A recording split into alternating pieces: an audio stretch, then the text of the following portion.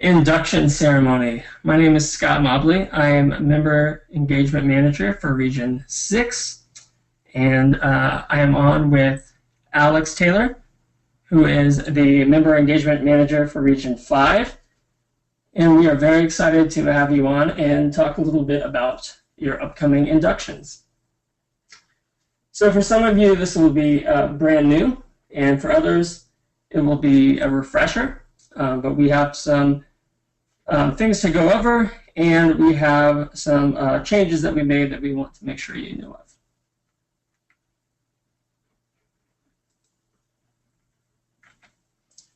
of. Quick note, too, if you're from an online chapter, we will be using a platform called Shindig for you this year, and you are going to be receiving a separate training on this. So you're welcome to stay on, but you will be notified about another training. It will give you some details about Shindig and make sure you know how to use that. So you don't need to stay on here, like I said, unless you want to. All right. So before I start today's agenda, if you're on right now, I want you to remember a key word, and that word for usage later in this training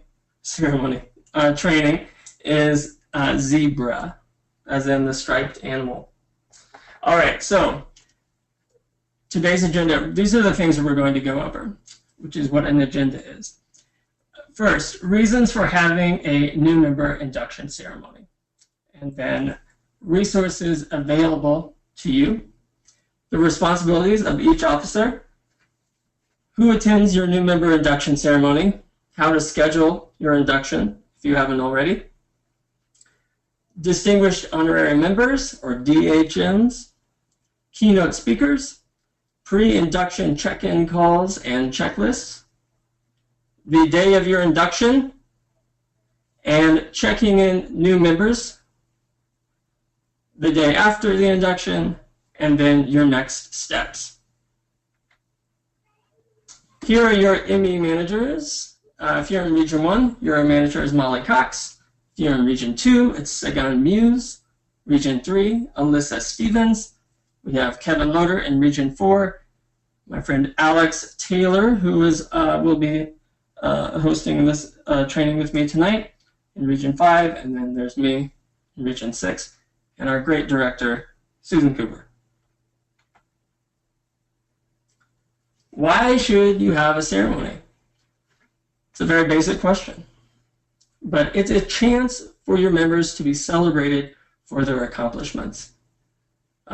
Being part of NSCS is an honor, and this is the most formal way that we celebrate that.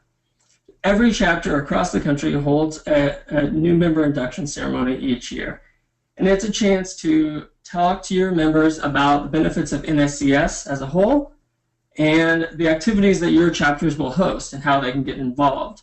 So it's a chance to talk to a very large number of your members all at once. It will likely be the biggest group of members that you will have the opportunity to speak to at once. The new members will receive their pins and recite the oath of membership. If you were inducted, you'll remember this. It is one of the most visible events on campus you will have all year, and it can really start a really successful year. I've seen that in a lot of cases where a well-organized induction ceremony can make a big impact to springboard a big year. So we provide a lot of things to make it easy for you. We provide a script which you can customize for your chapter. We provide a PowerPoint, which you can also, you should customize as well. And you want to make sure that the PowerPoint and the script align with one another. We have a checklist that will keep you on track. We will be talking more about this very soon. We have a fall kickoff box that is on its way or will be on its way to your chapter very soon. It will contain an integrity banner, some NSCS swag, your handbooks, and your pins and more. And then we also have the induction media kit. And this includes resources for your chapter to use when posting on social media about your ceremony.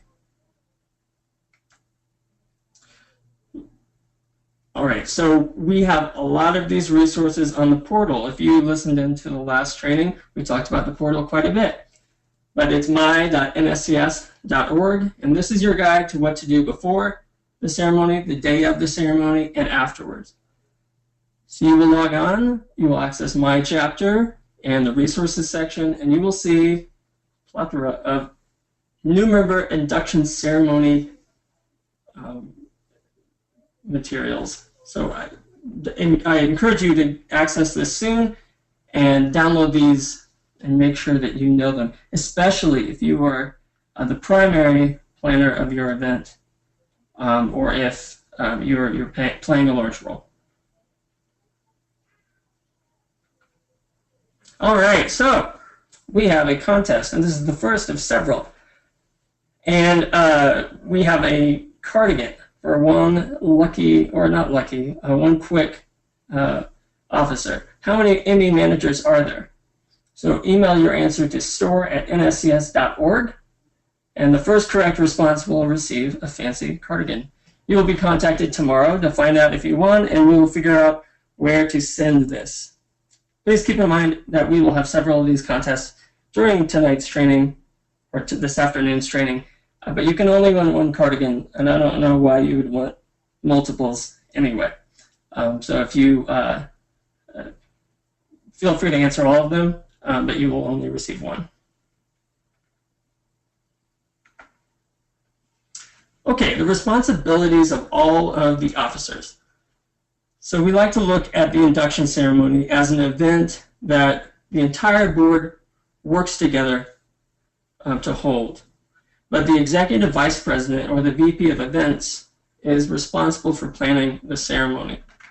And I've seen other officers take on this role, but it's really important that if you are the EVP or the VP of events, that you take this on. The treasurer will oversee and track spending. A lot of you will have costs associated with your training. Sorry, not with your training, with your event. So the treasurer will oversee that. The chapter president, it's important to communicate with your EVP or VP of events and with your ME manager before and after the event.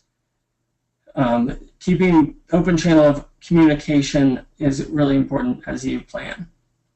And then for all of the officers, attend the ceremony if at all possible, and take at least one role-on at the event. So whether that's taking pictures or checking people in or ushering or having a speaking role, it's really important to see all of the officers involved.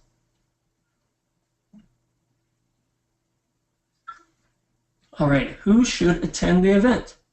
So the attendees of the new member induction ceremony will be your new members, obviously, parents and family and other guests of them, your keynote speaker, your distinguished honorary members are invited, your chapter advisor, and hopefully your chapter advisor can address the group, and then college and university faculty members, administrators, etc. Sometimes this is a valuable event for them to attend because there are a lot of parents in attendance, and it's an opportunity for them to engage with the families of students. So you may have people from the university who attend, and they may just want to find out more about the chapter and what it's all about. So the process for scheduling your induction ceremony. This process ideally begins in the spring. It's a fall ceremony, and we start the spring before. So you will be sent a form where you can enter all the details, time, date, location, your room capacity, and other details, and submit that online. So that will be sent to you sometime in the spring. And you will be notified plenty of times by your ME manager, so don't worry about that. If you don't know where your past ceremonies were held, you can ask your advisor, or you can ask us, and we can let you know. And if you haven't scheduled your ceremony yet, it's not too late, but the clock is ticking. So make sure you're in contact with your ME manager if you haven't already. And know that this really does need to be done soon. We'll talk about deadlines here in a moment. right now, actually. So we've been talking to some of you about the deadlines for giving us your confirmed induction details. And that means your room is booked with the university and everything is squared away. So we do this because we send invitations to your new members and to their families to make sure that your events are attended well. And without plenty of notice, we cannot prepare this for you. And it also allows you a chance to prepare and execute a successful ceremony. You don't want to do this in a rushed way, so we like to make sure that you all have plenty of time to prepare. So if your event is September 22nd to October 20th, your space must be reserved by August 17th, and you must let your ME manager know. So that's a week from today. So if that's your window, keep that in mind. If your event is October 21st to November 9th, your deadline for reserving your room and getting all your details to your manager is September 14th. And then anything after November 10th, the deadline is going to be October 6th. So October 6th is the absolute deadline for getting your room reserved and getting details to your ME manager. Oh, we have another cardigan contest. So when is the absolute last date that you can submit your induction ceremony details? I just told you this. So email your answer to store@nscs.org, same as before.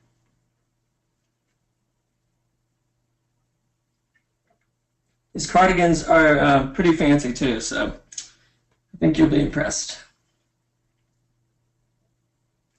So to book a room, contact your reservations office or student activities office on campus. Many of you have done this already. Some of you, it was done by the previous officer board, so these are things that you'll want to keep in mind for the future. But there's a handful of you that still need to do this.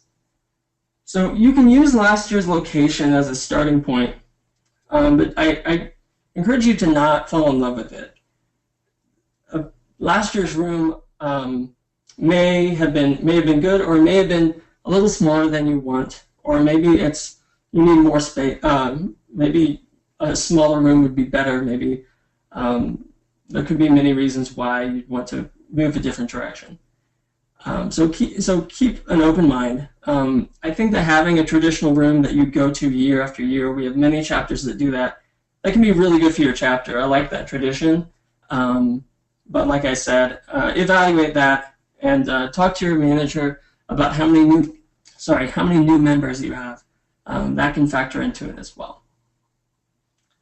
So some of you have asked what room capacity you need. We estimate that about a quarter of your new members will attend. That number can fluctuate from chapter to chapter, but that's our average.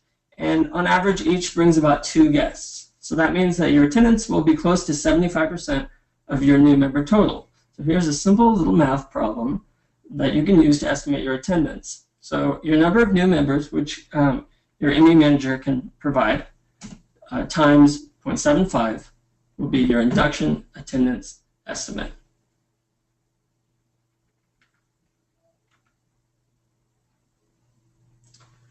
Distinguished honorary members. So what is a DHM and who should be nominated?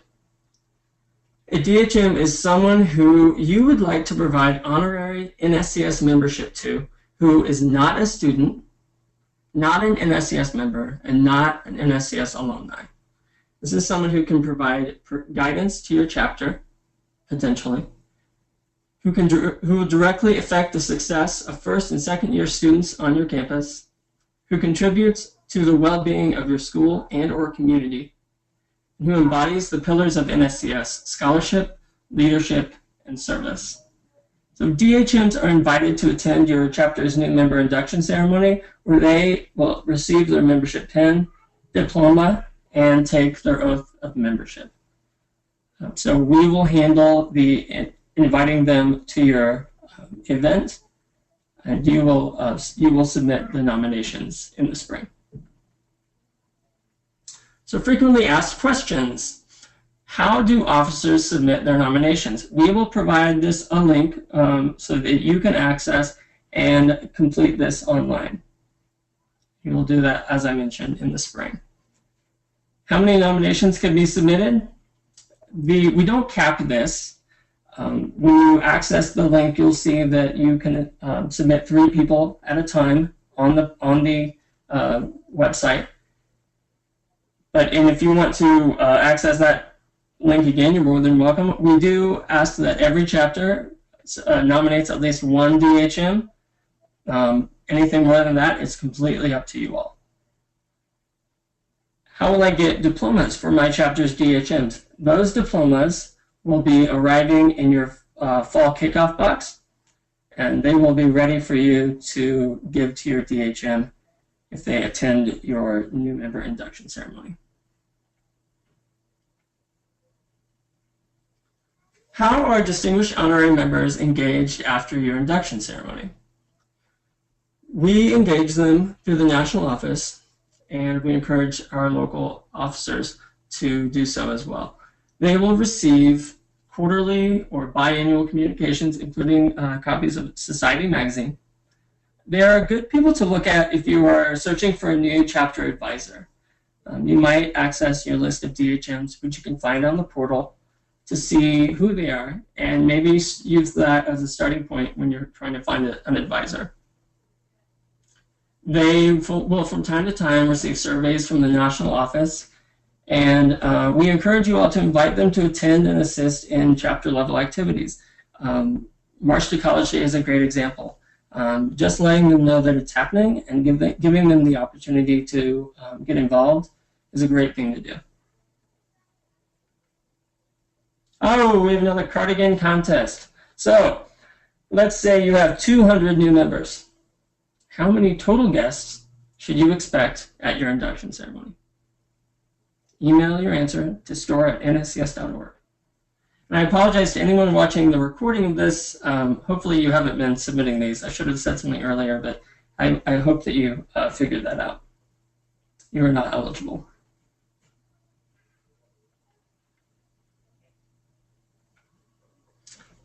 All right, to talk about keynote speakers, I have my friend Alex Taylor from Region 5 on the line, and she is going to take over. So I will stop talking and hand it over to her. Alex? Hi, guys. This is Alex from Region 5. So we'll go ahead and talk about keynote speakers. So when you're thinking about selecting a keynote speaker, who should you be looking for?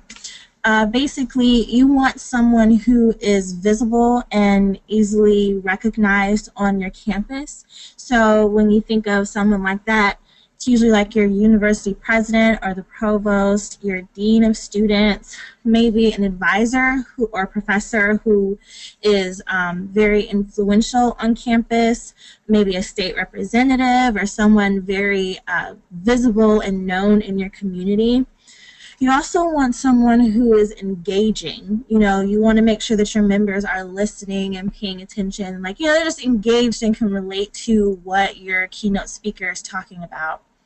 While it's not required, it would be ideal to find someone who is familiar with NSCS.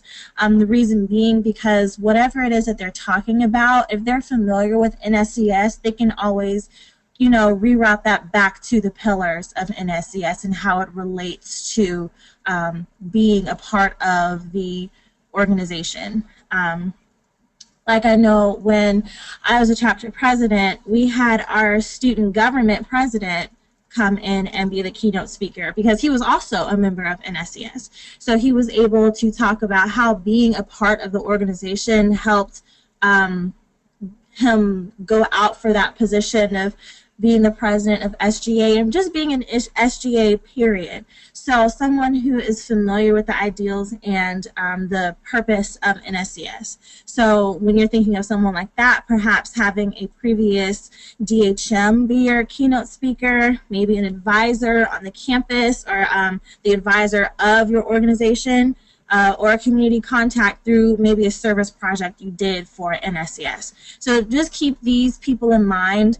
It's really about someone who's relatable, who can speak to the students and, you know, just really encourage them to get as much out of NSCS as possible.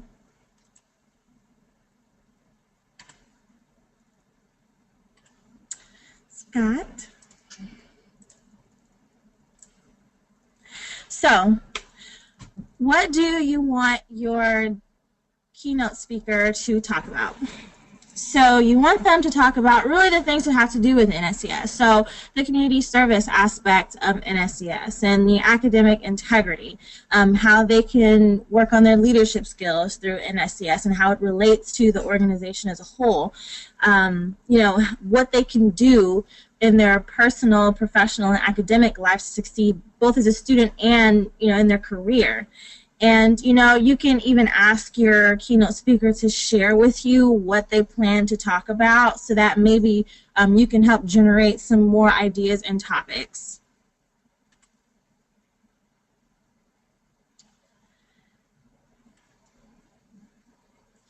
So, before you have your induction ceremony, you will have a scheduled phone call with your ME manager at least 2 weeks before the ceremony. You want to make sure that you're as prepared as possible for this call. On this call, you should have your advisor, your chapter president, your EVP or your VP of events, and any officers who will be involved in the induction, and of course your ME manager. So during the call, you're going to go through your induction checklist and discuss your projected attendance. You can ask any questions you may have about induction. You can discuss who's going to do what. I mean, you don't have to wait until your check-in call to discuss those things. You can really delegate those tasks beforehand so that it's already prepared, and discuss what to do if you run into any problems. So when it comes to any issues you may be having with your induction, you don't have to wait until your check-in call to let your ME manager know. So like say something happens with your venue, or you don't have enough pens or check-in cards, or you know, you wonder if maybe you can get some more swag so that maybe you could put together like a raffle swag bag or something. These are things that you can talk to your ME manager about before your check-in call. Check-in call is really just to kind of finalize those items and make sure everything is locked in. So as much preparation as you can do before that call is ideal. So this is just an example of the induction checklist that you'll be going through with your ME manager. The most important one will be to confirm that the date, time, and location and room capacity for your event has not changed. And I will reiterate, if any of these things have changed at all, please do not wait until your 2-week check-in call. Please let your ME manager know as soon as earthly possible, so that we can make sure that your members and their guests get that communication. So yeah, these are just some items that you would go through with your ME manager. One of the other important things, just confirming that, you know, your distinguished honorary members have gotten their information from the national office and confirm that you've gotten their diplomas.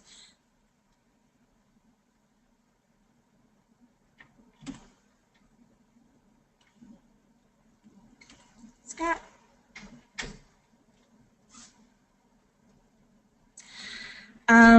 Make sure that if you have any technical items going on that day, that you've reserved a technician to come through and set that up for you.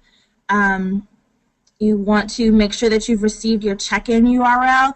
You'll be getting that URL before you have your check-in call. So on your call, your ME manager should ask to make sure that you've received that list, just so that you have it on hand. Make sure that you've customized your programs and any of your scripts. You know, gone through your induction PowerPoint to make sure that it's correct. There is no customizing or any editing that needs to be done. Make sure that you've gone through and made sure everyone knows what their speaking parts are. And you'll just want to go through at least one run-through of the script and the power presentation to make sure like the video in there is working as correctly as it's supposed to. So again, on your pre-induction checklist, things that you need to make sure that you confirm your location, your date and time, Make sure that you've customized your script and PowerPoint, and those are available on the portal. Verify that you have enough pins for your attendees, so just keep your eye on the RSVPs, and just make sure that you have enough pins for those people. And then just decide who should be responsible for what roles, like who's at the check-in table, who's responsible for any cleanup or tear down that's going to happen, whether it's the officers or if there's like a team in your venue that's responsible for that, to where you guys don't have to worry about it. Like, determine that stuff too. Determine who's actually speaking, because maybe everybody on your officer board isn't a natural born public speaker. Who's going to be your ushers? Are they going to be officers, or are you going to recruit volunteers for this? Do you have a photographer? So just have these items ironed out, and if you have any problems, you can talk through them with your ME manager.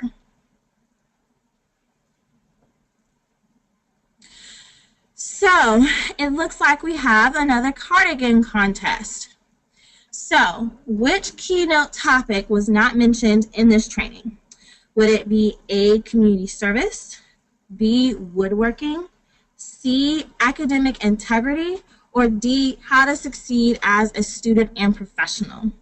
And as always, you can email your answer to the store@nscs.com, and if you're first to get it, then you're first to win.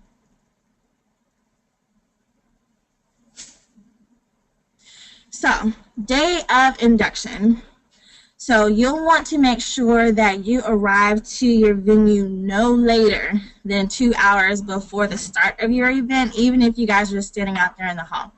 One thing to remember about that is really you only have about an hour and a half, because guests will probably start arriving about 30 minutes before the event. So just to be safe, you may even want to allot for about 2.5 hours, just for any technical difficulties you may have, any, things that may snag or come up. I mean, we all know what Murphy's Law is, so we just want to make sure that we're as prepared as possible, right? Right. So you're going to set up your check-in table and log into your check-in platform. If for some reason there's no laptop available or the internet isn't working, that's why you'll have your list as an Excel sheet. So save that on like a jump drive, so it's portable and accessible on any computer. And then you just want to do a final dress rehearsal and run through the script and click through the PowerPoint. Especially for the video, you want to make sure that the video is working on that PowerPoint so that it runs smoothly during the actual ceremony. And then you can just take that time to do any decorating. You can have the caterers or food people who are doing the refreshments come in and set up.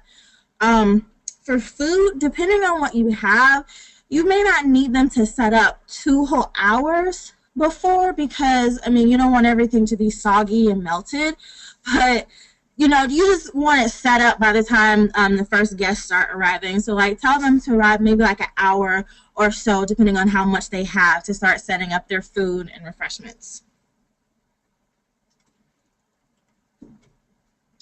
So, when it comes to changing the date, time, or location, please, please, please, is humanly possible, please do not change this information. It causes confusion, it causes low turnout, it just really disturbs the entire tone you're trying to set for the year when you have to change this information. So, is humanly possible, try to keep this as set as you can. However, we do understand that there are special circumstances that you can't help. So if there is a reason that the room becomes unavailable, please, at your very best, do not change the date or time of your event. Move to another room on campus. If for some reason you can't find a room with the tech setup, then you have to get creative, and you may not be able to have the PowerPoint, but if you still have the ceremony, then at least they'll still have something tangible to go off of. It's just, people plan travel around this, and, when people start booking flights and taking off work, they take it very personal when you change dates. The date of your induction is the absolute most important thing to keep the same. So, you know, we understand things happen, but it's humanly possible. Please try not to change these details. So this is just a screenshot of the check-in process. So, you know, you'll go in and it'll look like this. You'll just search for the student name and you'll press that check-in button next to them. So like I said, you'll access that URL that we will be emailing to you before your check-in process. You'll be getting this URL in like 3 different ways. We'll be emailing it to you. You'll also get an automated email, and it'll also be provided on the portal. So it's accessible in every way. I mean, even if you just need us to resend it, we can. So you'll be getting that from us soon. And so you just control find to find that attendee's name, and then you'll press the click-in button. And if you can't find that attendee, then you'll just register them as a new guest. So we have another cardigan contest. So at the beginning of the training, there was a word that Scott said. So anyone who logged in on time heard this word. So if you remember the word, the key word, then you will send your answer to the store at nscs.com, and the first response will get a cardigan. So good luck. So day after the induction, yes, you made it through. After induction, after your wonderful ceremony, you will post all of your pictures to social media using the NSCS Induction hashtag. If you were not able to use the event check-in platform, you will turn in your induction roster to your ME manager as soon as possible. If you ran out of any pins, identify who did not receive them and then ask your ME manager to send you more. However, because you guys are superstars, you won't run out of pins because you would have already asked for more from your ME manager on your check-in call, right? Right. So you guys are great. You're not even going to run out of any. I'm confident. And then you're just going to pat yourselves on the back for giving your new members this amazing experience because, you know, you guys are already members and you've already gone through the induction ceremony. So it may not be new to you, but if you can think back on the experience that you had at induction, it can be life-changing for some people. It can set the tone for them, not only for that school year, but really what they had to look forward to while they're the rest of their school career and then beyond that. Because people make friends from these kinds of events. And, you know, it gives them a purpose and it makes them feel included in a group of people that are similar to them. So, you know, just be proud of yourselves for putting on this excellent event for your members. So there may be a few things that could possibly happen because, again, Murphy's Law. In the event that there is something to go wrong, if something goes wrong, then, you know, you'll just want to have a plan B. So say the internet isn't working. What does the internet affect? It affects your ability to be able to go to the check-in platform. So if your internet isn't working, then remember how I told you to save that check-in list to a jump drive? That's why you would do that, because you want to make sure that even if you can't get onto the internet, you have a backup list that you can use to check in your members. And you would use that to send to your ME manager. So let's say some of your volunteers don't show, like people who are supposed to be ushers or photographers didn't show up. Okay, so you could send a blast out to your current members, provided that your internet is working, off the portal and ask them, you know, hey, anybody who's available, you know, we're having our induction ceremony. Can you come out and help? You can post your Facebook page to see if anyone is available to come help. Maybe there is like a team or something at the venue and they have a couple available hands. You know, maybe some of your own personal friends who you didn't ask before, who may be more reliable, can come in and help. So, I mean, just think of your contacts and what's available, and you should be able to get a couple of hands on deck. So a few more is like, due to circumstances beyond your control, you have to change any of the venue information. So if it's more than a month before the scheduled date, then you would let your ME manager know, so that they can make sure that the communication that is sent out, depending on when it is, we may or may not have already sent out those invitations. But just let your ME manager know as soon as possible so that that information can be updated. And as well, if you've already started promoting your induction ceremony information, you'll just want to make sure that you also update those platforms as well. So like if you put something on Facebook about the induction ceremony being on one day, you'll want to make sure you update that to let them know. So 1 week before, again, let your ME manager know as soon as possible so that communications can be sent out to the guests and the members to let them know that that information has changed. And of course, post it to your social media. So the day of the ceremony, you'll do the same. You'll make sure you tell your ME manager and you will post it everywhere. But also, say the venue changes or like the time changes, you'll want to place someone at the previous venue to direct people to where the induction ceremony will now be held, because some people may not get that communication in time and then show up to the old venue and they're like, where is it? I don't see anything. So you want to make sure you have someone there directing them to the correct place.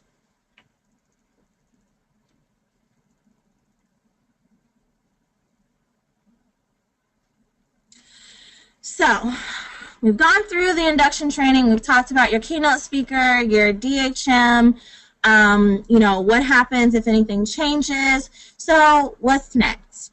So if you have not set your date or time or location, then it is imperative that you go ahead and start scheduling that now. Now, we understand that there are some people who have reached out to their ME manager and let them know, hey, I can't confirm that right now because of the way my school works, or whatever your extenuating circumstance is, we understand. But for those who have not sat down to actually pick out a date, you'll want to make sure that you start that process now, because depending on how active your school is with events, it's very easy for the semester calendar to get booked up. So for those popular venues where people like to hold events, they're probably already cherry picking, the ideal dates. So you'll want to get in there now and set something up. So you'll have your check-in call with your ME manager very soon.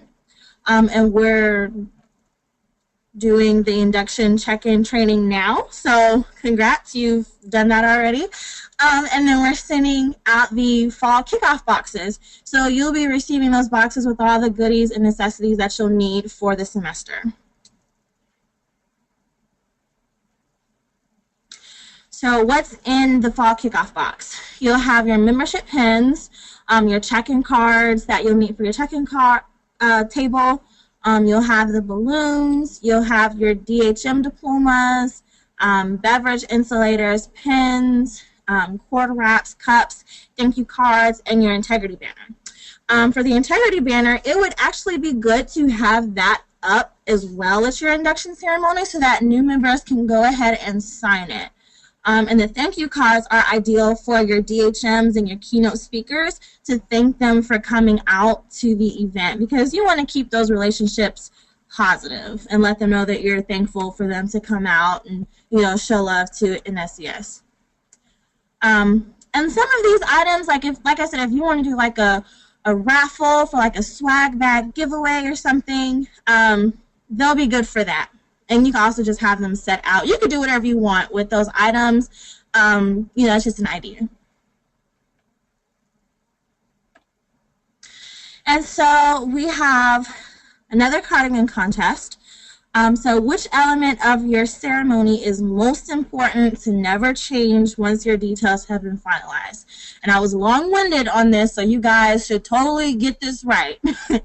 You don't ever want to change A, the room on campus, B, the date of the event, C, the cake flavor, or D, the script. So email your answers to store@NSCS, and first come, first served.